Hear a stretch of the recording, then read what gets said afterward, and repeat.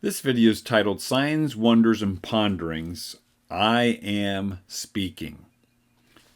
Well, remarkably, this video series is being released on the exact 1-year anniversary of the Great American Solar Eclipse. That is April 8th, 2025. In this series, we've used this as an anchor verse in Genesis 1:14, where God said, "Let there be light, sun and moon, in the expanse of the heavens to separate the day from the night, and let them be for signs and for seasons and for days and years." That is signs. And we've used this verse as well, Psalm 19, to declare that God's creation pours forth speech and his voice can be heard.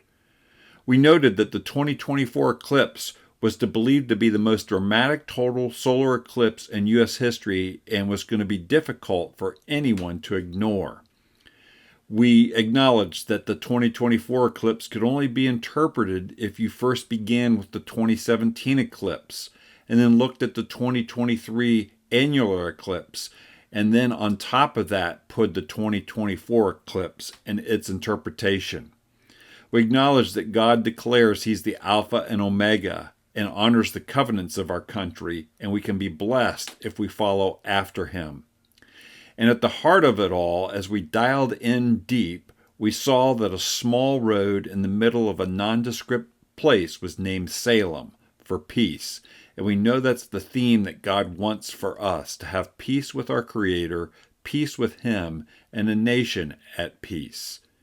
We looked at all these surrounding ponderings as well, things happening before the eclipse, the Francis Scott Key Bridge collapse, the Statue of Liberty lightning strike, the earthquake epicenter, the solar eclipse, and things that have happened since then, the White Bison prophecy, the Battle Psalm prophecy, and the blood moon observation. All these things are pieces of a puzzle, and yet you can ignore them. You can conclude, as the author did early in our series, that earthquakes happen in the Northeast, lightning strikes hit the Statue of Liberty, eclipses happen. The human mind observes patterns, but none of this means anything. If you feel this way and this gives you comfort, then you can just go back to sleep. But is it really true? Can we hear God through signs and wonders? When we look at those individual events in our busy human society, we quickly forget that they've happened, and there's no attachment one to another. They're just random things that happen, and there seems to be no pattern. But after going through this series, I hope that you'll ponder a little bit more and take time to consider and say, maybe there's more here than meets the eye. God is not going to reveal his truth to the casual observer. He'll reveal his truth to someone who is seeking it. And as you ponder and seek, suddenly those things that seem random and not connected and not put well together all of a sudden begin to take shape and form. Do you see something here in those random events now that you've pondered them and begun to put them together? It turns out that the sovereign God of the universe is declaring that I am speaking. The great I am is speaking. The question is, are you hearing and seeing? Again, we go back to Jesus' teaching to his disciples and the hearts that don't understand.